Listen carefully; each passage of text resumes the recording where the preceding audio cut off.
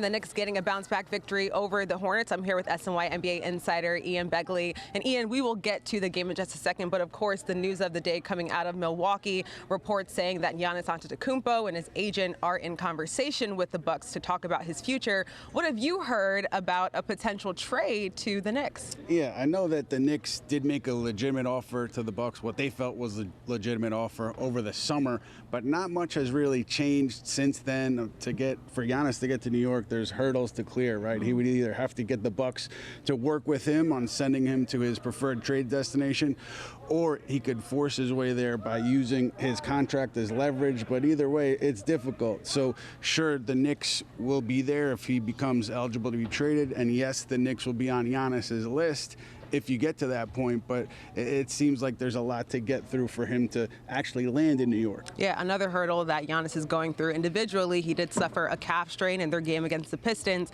Tonight, Doc Rivers saying that he believes that he has avoided an Achilles injury, so very great news on the Giannis front as far as his physical health is concerned. But let's talk about big news coming out of LA. The Clippers parting ways with Chris Paul as he's on his farewell tour. What have you heard, or what's the latest as far as Chris Paul potentially joining the Knicks to finish out his retirement tour? Yeah, I feel like we've been talking about Chris Paul to the Knicks for a decade now, probably longer.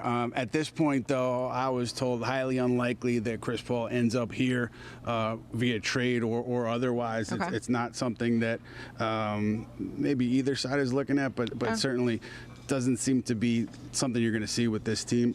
But they do maybe need some point guard help. But I don't think the Paul thing will change, because one thing I should note is that people in touch with the team said they like this team, they like this group, they believe in this group, and that applies to Giannis as well. I mean, obviously you go after Giannis if you can, but they do really like this team and what they've seen so far. They definitely seem like they're gelling more together. And speaking of gelling, Josh Hart, another solid performance from him, 15 points, 8 rebounds, 8 assists. So doing a lot, spreading out on the stat sheet in this game. How important has he been for the Knicks over this course of the season, especially when he's kind of reinserted himself into a starting role? Yeah, he's been very good in the starting lineup, and I actually asked Mike Brown about that after the game, and he said he listened to his staff, his assistants, because he said pretty much all my assistants were giving me reasons why Josh Hart should be in the starting lineup.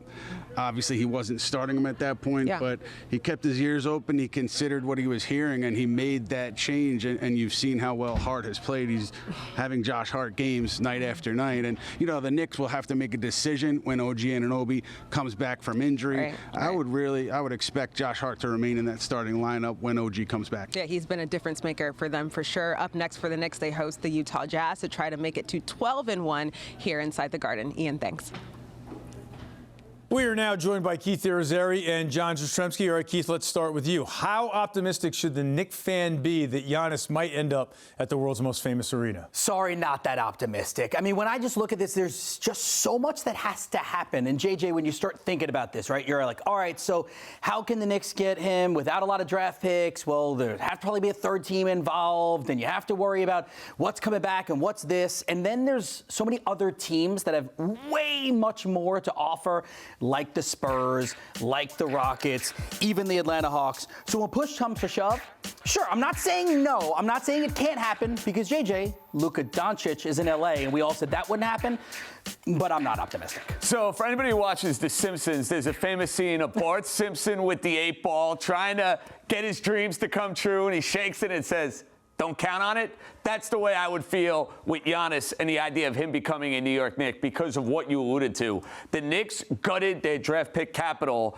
to go and make the Mikal Bridges trade. So if Giannis and his representatives come to the table and say, hey, Milwaukee, it's time, we're looking for a change, you need Giannis to go and strong-arm the Milwaukee Bucks and basically say, hey, look, I'm going to the Knicks or I'm going nowhere. So you're going to find a way to get me to the New York Knicks.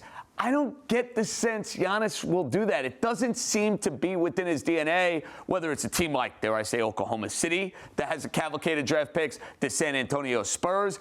I'd love to see him with the Knicks. I would move heaven and earth to go and get him. I don't see this taking shape anytime soon. I think silently, Eamon, Giannis will go to upper management and tell them, this is where I want to go. please send me there. And I don't know where that place is ultimately going to end up being, but I think he will have a say. I thought we heard he said, I want to be a Knick. But, of course, we will wait and see how this plays out.